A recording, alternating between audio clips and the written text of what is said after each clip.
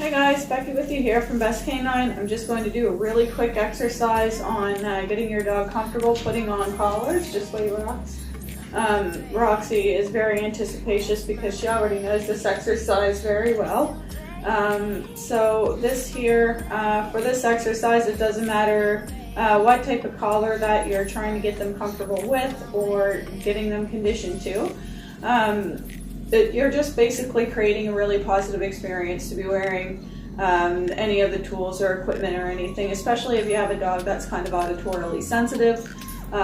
This is a really good exercise just to help them out a little bit. For those of you going through my e-collar program, I definitely highly recommend you doing this type of exercise because it just adds that much more like to put, gear and equipment on, because it means that something good is going to happen. Now, when it comes to putting, sorry, just laughing at her. When it comes to putting on equipment and everything, if you find that your dog is still feeling like kind of a little stressed or anything when you're putting on the gear, it could be because the tool isn't associated properly. You want the tool to be properly associated in the sense of when they see this, like when they have to put something like this on, that is like their ticket to freedom, that they see it as something that they're going to do, they're going to interact with you and everything. If you find that you're having a really hard job with that, well, maybe you're spending too much time with your dog, having too much freedom in and around the house. Household management is very important. So if 90% of the day they're not wearing their collar and talking about e-collar, or if you have a dominant dog collar or anything like that, or just a regular collar, as soon as this is on and they're getting, kind of showing some stress signs and everything, it may be time to consider household management until they start seeing this as their ticket to freedom. They should really view this as something that's going to be fun, interactive, and rewarding with you, to be engaging with you, and having these engagement exercises are very important. So yeah, I'll get started with the first exercise here. Normally you want to start off with a collar that you can easily slide over the head.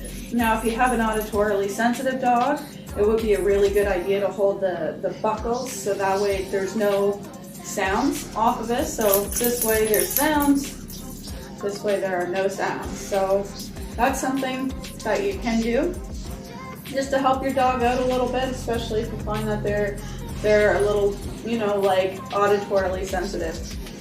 So for this exercise, you need a nice big collar, and then you need your food reward as well. So we can get started. The first exercise is to load your hand, which means you put food in your hand, and you want to be able to lure the dog through. Now, some dogs will only come in, like maybe even this close to the collar, instead of coming in close. So you have to work with your dog's threshold as well. And another common mistake that people make is that they get their dog so far and then they're like, gotcha. And that should not be the case. You want your dog to actually be coming through the collar, not you putting this on for right now until they get used to it and they're very comfortable with it. So the first exercise could be like with the collar over your arm and the food in your hand, and you can lure your dog through to where they're comfortable and mark and reward them.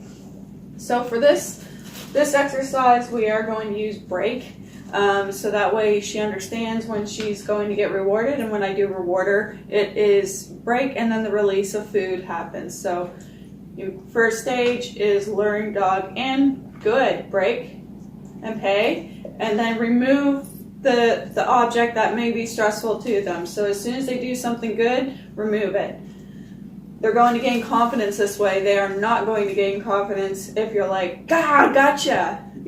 Like that's not the right thing to do at all. You're going to damage the relationship. So lure through, break, and then pay.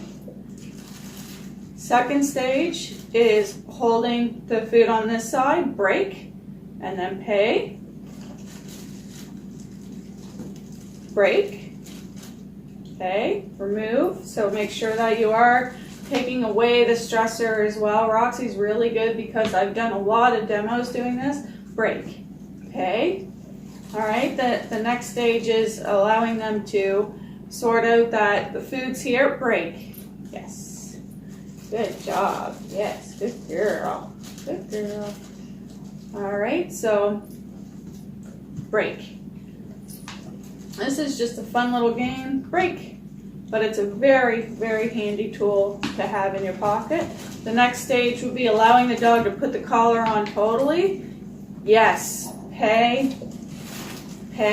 Jackpot them when they have the collar on, so that way when the collar is on, it's very rewarding to them.